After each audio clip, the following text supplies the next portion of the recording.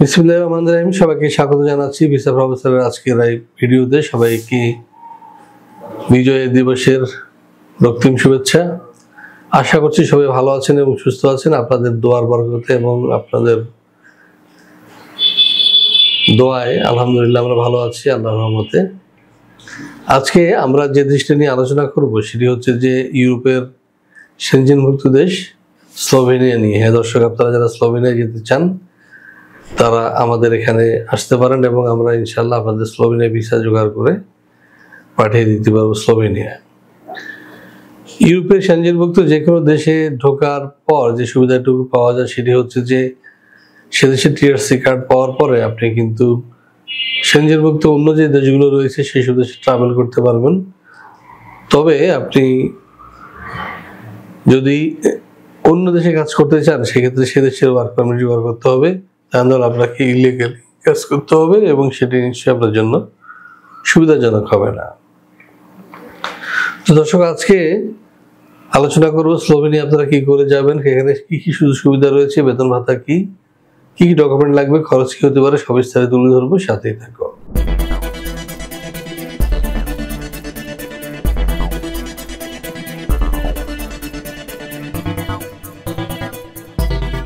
দর্শক, আলোচনা হচ্ছে স্লোভেনিয়া নিয়ে।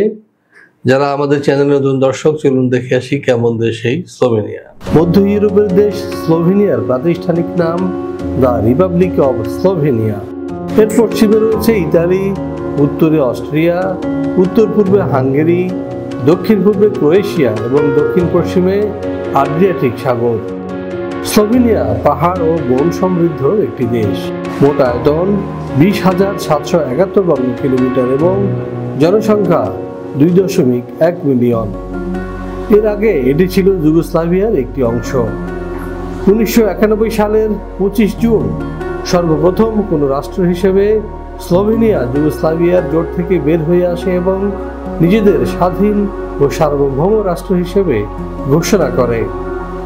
তাদের বেশিরভাগ স্লোভেনিজ জাতিভুক্ত। স্লোভেনিয়ার আবহাওয়া প্রধানত উপমহাদেশীয়।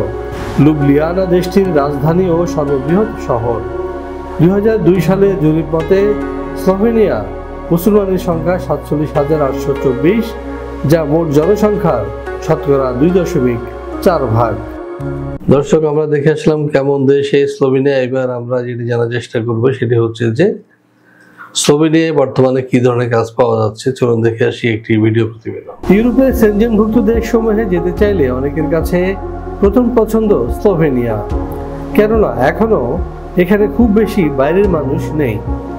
স্লোভেনিয়ার ইমিগ্রেশন পলিসি দীর্ঘমেয়াদে যারা দেশটিতে বসবাস করতে চান তাদের জন্য আদর্শ। স্লোভেনিয়ার ভিসার সাথেই পাওয়া যায় 2 বছরের টিআরসি। সেই সঙ্গে যদি এই 5 বছর ফুল টাইম কাজ করার অভিজ্ঞতা থাকে তাহলে তিনি পাবেন স্লোভেনিয়ার পার্মানেন্ট রেসিডেন্ট কার্ড। স্লোভেনিয়ার বর্তমানে কাজের সুযোগ রয়েছে কনস্ট্রাকশন, ফ্যাক্টরি, অ্যাগ্রোওয়েজ ফ্যাক্টরি প্রভৃতি। হ্যাঁ দর্শক, আমরা দেখে আসলাম কি কি কাজ রয়েছে স্লোভেনিয়ায়। এবার আমরা যেটি জানার চেষ্টা করবো এইসব কাজ করলে আপনারা বেতন ভাতা কি পাবেন বা কি কি সুযোগ সুবিধা রয়েছে। চলুন দেখে আসি আরো একটি প্রতিবেদন। এখানে যে কোনো কাজের ন্যূনতম বেতন 1,20,000 থেকে 1,30,000। বেশিরভাগ কোম্পানি থাকার ব্যবস্থা দিচ্ছে একেবারে ফ্রি। কোনো কোনো কোম্পানি দিচ্ছে ফুড অ্যালাউন্স।